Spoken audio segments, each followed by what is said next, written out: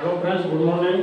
देखिए, पिछली वीडियो में हमने देखा था शब्द की परिभाषा, शब्द के भेद, प्रकार, उनके प्रकार, शब्द किसे कहते हैं, एक या एक से अधिक वर्णों के, या ऐसे कह सकते हैं दो या दो से अधिक वर्णों के मेल से बने सार्थक समूह को शब्द कहते हैं। शब्द के मैंने चार भेद बताए थे।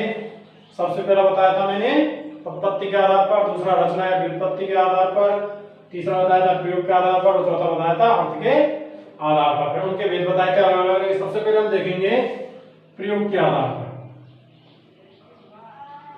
प्रयोग के आधार पर, प्रयोग के आधार पर शब्द बताए थे मैंने दो प्रकार के। कितने प्रकार के बताए? दो प्रकार के।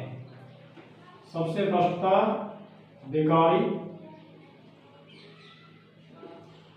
और दूसरा मैंने बताया है बेकारी। बेकारी और अबेकारी। बेकारी ऐसे शब्द जिनके लिंग वचन कारक काल में परिवर्तन किया जा सके। दोबारा सुना, ऐसे शब्द जिनके लिंग वचन कारक काल में परिवर्तन किया जा सके बेकारी शब्द कहलाते हैं। अबेकारी ऐसे शब्द जिनके लिंग वचन कारक काल में परिवर्तन नहीं किया जा सकता हो, अबेकारी शब्द कहलाते हैं। संस्कृत में अव्यय बोलते हैं इनको। इसके बाद में सबसे पहले पढ़ेंगे हम बेकारी शब्द। तो बेकारी शब्द होते हैं हमारे चार प्रकार के। कितने प्रकार के? चार। सबसे पहले है संज्ञा,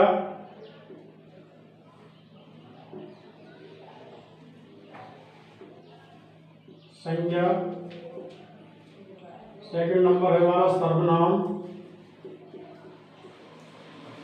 इसके बाद में हमारा विशेषण, और अंतिम है हमारा क्रिया। बेकारी शब्द चार प्रकार के होते हैं: संज्ञा, सर्वनाम, विशेषण, क्रिया। बेकारी, दोबारा सुनना है, ऐसे शब्द जिनके लिंग वचन कारक काल में परिवर्तन किया जा सके बेकारी कहलाते हैं। बेकारी शब्द का शाब्दिक अर्थ होता है परिवर्तन। परिवर्तन अर्थात जिसमें परिवर्तन या बदलाव किया जा सके बेकारी होते हैं। इसमें सबसे पहले आता है संज्ञा, नाउन। संज्ञा किसी व्यक्ति, वस्तु, स्थान के नाम का बोध कराने वाले शब्दों को कहते हैं हम संज्ञा। क्या कहते हैं? संज्ञा। किसी भी व्यक्ति का नाम ले लें, रमेश, श्याम, मोहन, सोहन, जो भी है, कोई वस्तु ले सकते हैं हम। इनका जो बोध कराएंगे वो संज्ञा कहलाते हैं। सर्वनाम, जो संज्ञा के स्थान पर प्रयोग किए जाते हैं वो सर्वनाम कहलाते हैं। सर्वनाम की आवश्यकता क्यों पड़ी? क्योंकि यदि हम किसी एक ही शब्द को बार बार लिखते हैं तो वह ठीक नहीं लगता है, या फिर उसका उच्चारण करने में अच्छा सहज महसूस नहीं करते हैं। इसलिए सर्वनाम शब्दों की आवश्यकता पड़ी है, सर्वनाम की आवश्यकता पड़ी। इसके बाद आता है हमारा विशेषण। संज्ञा व सर्वनाम की, संज्ञा व सर्वनाम की विशेषता बतलाने वाले शब्द क्या कहलाएंगे? विशेषण, एडजेक्टिव। और लास्ट में आता हमारा क्रिया। किसी कार्य का करना या होना पाया जाता है, किसी कार्य का करना या होना पाया जाता है, क्रिया कहलाती है। तो सबसे पहले बेकारी शब्दों में देखेंगे हम संज्ञा।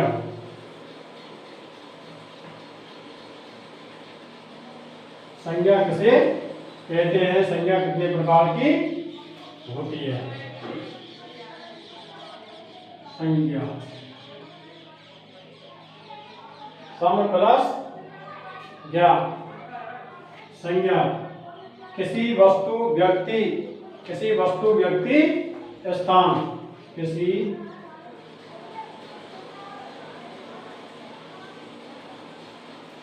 वस्तु, व्यक्ति, स्थान, भाव के नाम का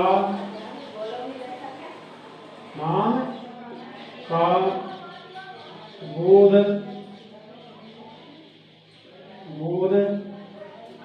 कराने वाले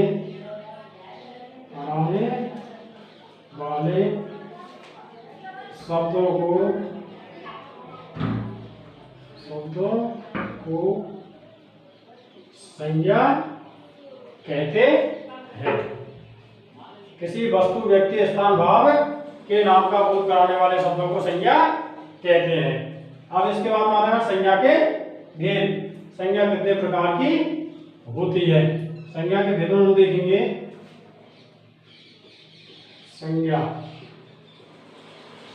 हमारी मुख्य रूप से 3 प्रकार की बताई गई है। सबसे फर्स्ट है व्यक्तिवाचक संज्ञा। दूसरी है हमारी जातिवाचक संज्ञा। और अंत में हमारी नंबर 3 भाववाचक संज्ञा। व्यक्तिवाचक संज्ञा ऐसी संज्ञा जो किसी विशेष व्यक्ति, वस्तु या स्थान का बोध कराते हो। ऐसी संज्ञा जो किसी वस्तु विशेष या व्यक्ति विशेष हो सकता है, व्यक्ति विशेष, वस्तु विशेष, स्थान विशेष, कुछ भी हो सकता है। विशेष होगा जो संसार में एक है, कहने का मतलब जो संसार में केवल एक है, वो व्यक्तिवाचक संज्ञा के अंतर्गत आएगा। इसके बाद में हमारी जातिवाचक संज्ञा। जातिवाचक संज्ञा जिन संज्ञा शब्दों के द्वारा एक जाति के सभी पदार्थों या समूह का बोध होता है। या तो पदार्थ का बोध कराता है, लेकिन एक ही शब्द सभी पदार्थों का बोध करा देगा, समूह का पूरे का, या किसी समूह विशेष का बोध कराएगा। उदाहरण के लिए जातिवाचक में जैसे कक्षा है, मेला है, सम्मेलन है, सभा है, ये सभी जातिवाचक में आती है। इसके 2 प्रकार होते हैं। जातिवाचक के 2 प्रकार बताए गए हैं। एक तो है समूहवाचक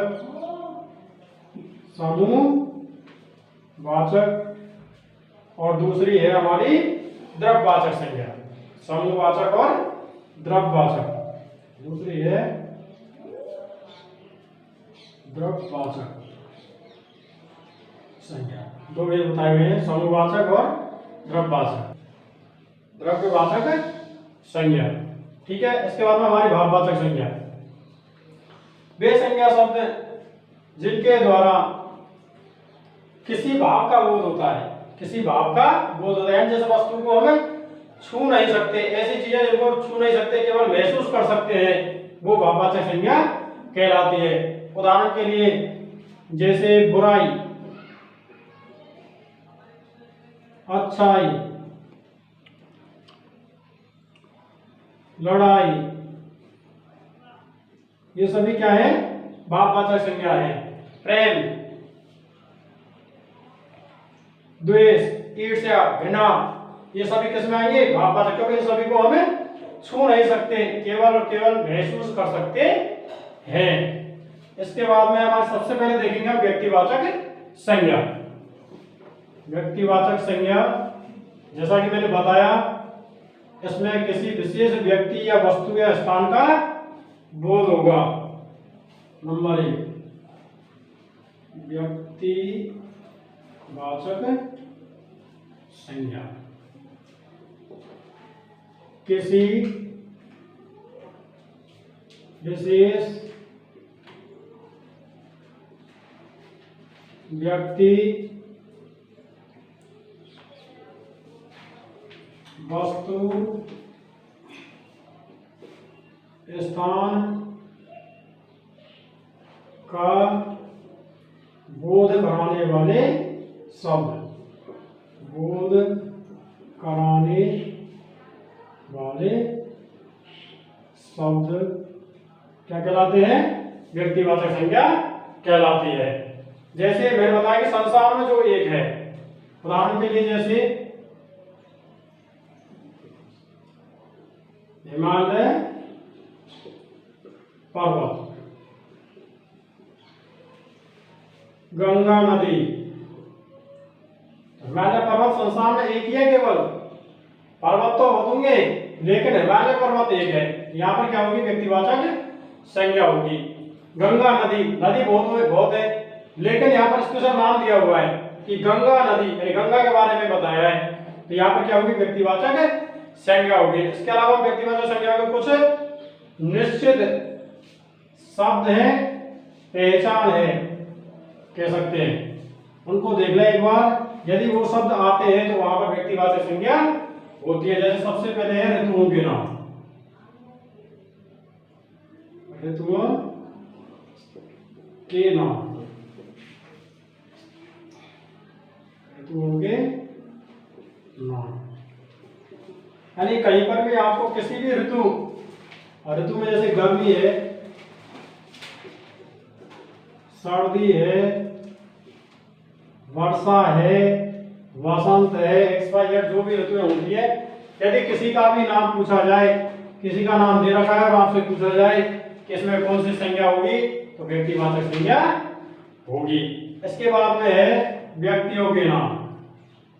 क्या है इसके बाद में? व्यक्तियों के नाम। किसी भी व्यक्ति का नाम यदि आता है तो वहां पर व्यक्तिवाचक संज्ञा होती है। व्यक्तियों के नाम जैसे मोहन, सोहन, सीता, गीता इत्यादि जो भी है। इसके बाद आता है हमारा पर्वतों के नाम। क्या आएगा? पर्वत, नदी, महासागर, ये सभी आते हैं। नदी, पर्वत, महासागरों के नाम, सागरों के नाम। यदि ये कहीं पर आते हैं तो वहां पर व्यक्तिवाचक संज्ञा होती है। जैसे गंगा नदी, गंगा नदी, हिमालय पर्वत, हिमालय पर्वत। इसके बाद में है हिंद महासागर, हिंद महासागर, प्रशांत महासागर, कुछ भी कह सकते हैं। इनमें से कुछ भी यदि आता है, किसी भी नदी का नाम आ जाए, पर्वत का नाम आ जाए, महासागर का नाम आ जाए, लेकिन ध्यान रहे नाम आना चाहिए तभी व्यक्तिवाचक संज्ञा होगी। केवल यदि नदी नदी आता है तो व्यक्तिवाचक संज्ञा नहीं होती, फिर में चली जाती है जातिवाचक संज्ञा में। इसी प्रकार यहाँ पर हिमालय दे रखा है और पीछे पर्वत भी है, लेकिन केवल किसके बारे में पूछ रहा है? वो हिमालय के बारे में पूछ रहा है, इसलिए व्यक्तिवाचक संज्ञा होगी। यदि केवल पर्वत होता तो व्यक्तिवाचक संज्ञा नहीं होगी, क्योंकि पर्वत तो बहुत है। इसी प्रकार हिंद महासागर है। अगला है हमारा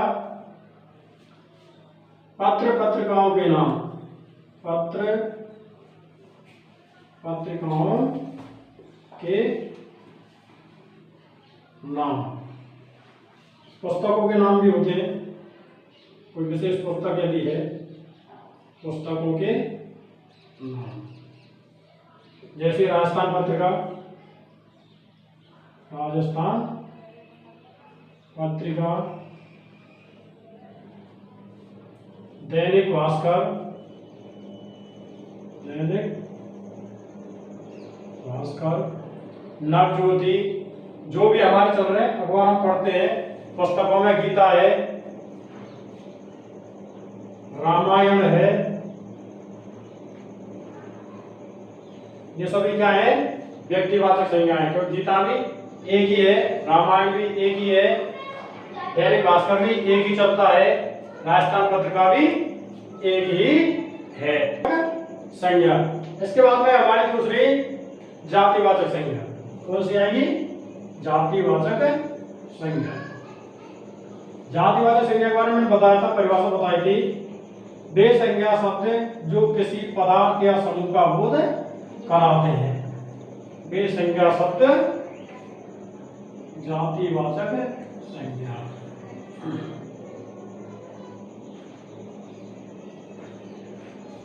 वे संज्ञा शब्द जो किसी पदार्थ या समूह का बोध कराते हैं, का बोध कराते हैं, कराते हैं।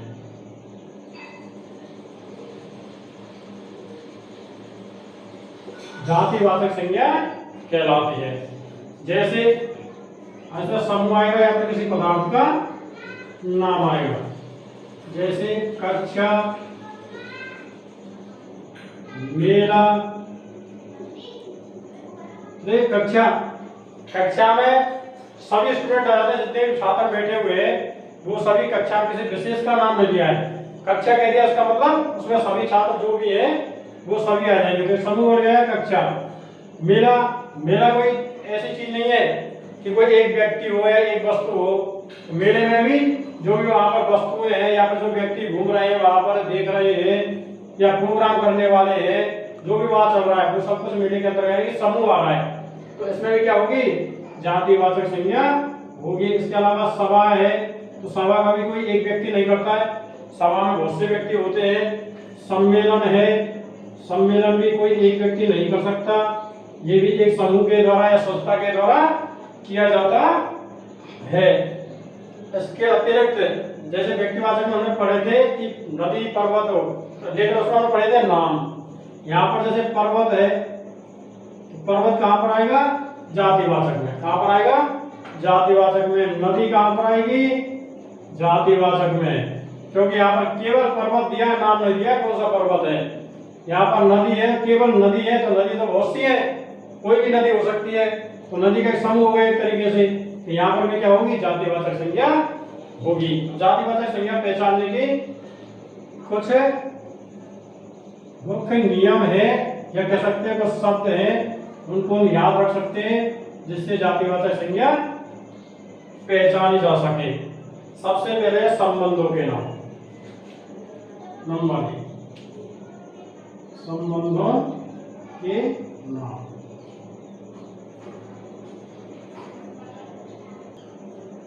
इसमें है हमारे जैसे माता पिता, माता पिता, माँ है, पिता है, दादा है, दादी है, यदि संबंध कहीं पर भी आ जाता है और उसमें जात आपसे संज्ञा पूछा जाता है तो वहां पर जातिवाचक संज्ञा होगी। इसके अतिरिक्त राष्ट्रीय जातियों के नाम, राष्ट्रीय जातियों के नाम, राष्ट्रीय जातियों के नाम,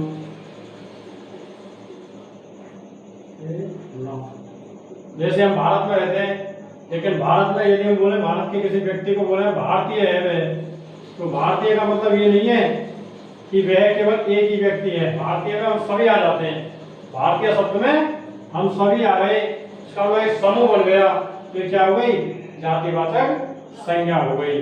चीनी, ये भी क्या है, चीनी के लोग, चीन के लोगों के लिए कहा गया है। अमेरिकन, अमेरिकन ये भी किसके लिए है, पूरे अमेरिका के जितने भी वासी वहां पर रहते हैं उन सबके लिए है। अगला है हमारा धर्म में जाति के नाम, धर्म में जाति के नाम, धर्म में जाति के नाम। जैसे धर्म हिंदू, इस्लाम, ईसाई, सिख, जो भी है सब धर्म है, किसी का भी नाम आता है तो वो जातिवाचक संज्ञा के अंतर्गत आएगा। इसके अलावा है कोई भी प्राकृतिक आपदा आ जाती है, प्राकृतिक आपदा एक जो स्वयं घटित होती है, प्राकृतिक आपदा, आपदा जैसे भूकंप है, भूकंप, बाढ़, भूकंप, बाढ़, तूफान, ये सब क्या है, प्राकृतिक आपदा है। यदि इनमें से कुछ भी आता है तो आपसे पूछा जाए कौन सी संज्ञा है, तो इन सभी में जातिवाचक संज्ञा होगी। जातिवाचक संज्ञा के इनके अलावा जातिवाचक संज्ञा को दो भागों में बांटा गया है। कितने भागों में, दो भागों में बांटा गया है। सबसे पहला भाग है हमारा समूहवाचक, समूहवाचक, और दूसरा है द्रव्यवाचक, द्रव्यवाचक संज्ञा। जातिवाचक संज्ञा के भेद है दोनों ही। वाचक, समूहवाचक संज्ञा जहां पर या वे संज्ञा शब्द जिनसे एक नाम से ही संपूर्ण समूह का बोध होता है समूहवाचक संज्ञा कहलाती है। जैसे जैसे कक्षा, मेला, सम्मेलन, ये सभी शब्द कोई अपने आप में अकेले नहीं है, ये संपूर्ण समूह का बोध करा रहे हैं। यहाँ पर होगी समूह जातिवाचक संज्ञा। इसके बाद में दूसरा भाग है इसका द्रव्यवाचक संज्ञा, जातिवाचक का ही। वे संज्ञा शब्द जो पदार्थ की तीनों अवस्थाओं का बोध कराते हो। तीन अवस्था कौन कौन सी हैं? सबसे पहले है ठोस, दूसरी है द्रव और तीसरी है गैस या गैसीय, कुछ भी कह सकते हैं इसको, द्रव या द्रव्य कैसे भी लिखा जा सकता है। ठीक है, तो ठोस में आएंगे, जैसे सोना है, चांदी है, लोहा है, ये सभी किसमें आते हैं? ठोस पदार्थों में आते हैं। तो सभी में क्या होगी? द्रव्यवाचक संज्ञा होगी। द्रव पदार्थों में जैसे दूध है, डीजल है, पेट्रोल है, ये सभी किसमें आएंगे? द्रव पदार्थ में आएंगे, इसमें भी द्रव्यवाचक संज्ञा होगी। और गैस में जैसे ऑक्सीजन है, हाइड्रोजन है, नाइट्रोजन है, ये सभी गैस किसमें आती है? गैसीय पदार्थों में गिनी जाती है। तो ये भी द्रव्यवाचक संज्ञा, द्रव्यवाचक का दूसरा जातिवाचक का भाग द्रव्यवाचक में गिनी जाएगी। और अंतिम भाग है हमारा संज्ञाओं में, वो है भाववाचक संज्ञा। वे संज्ञा शब्द जिनके द्वारा, ये संज्ञा शब्द जिनके द्वारा किसी भाव का बोध होता है, भाववाचक संज्ञा कहलाती है। भाववाचक अर्थात इसमें हमें किसी वस्तु को छू नहीं सकते, केवल और केवल महसूस कर सकते हैं। क्या कर सकते हैं? महसूस कर सकते हैं। और इसकी एक खास पहचान होगी कि जिन शब्दों के अंत में आई प्रत्यय जुड़ा हो, कौन सा प्रत्यय? आई प्रत्यय जुड़ा हो, अधिकतर शब्दों में भाववाचक संज्ञा होती है। जैसे बुराई, अच्छाई, भलाई,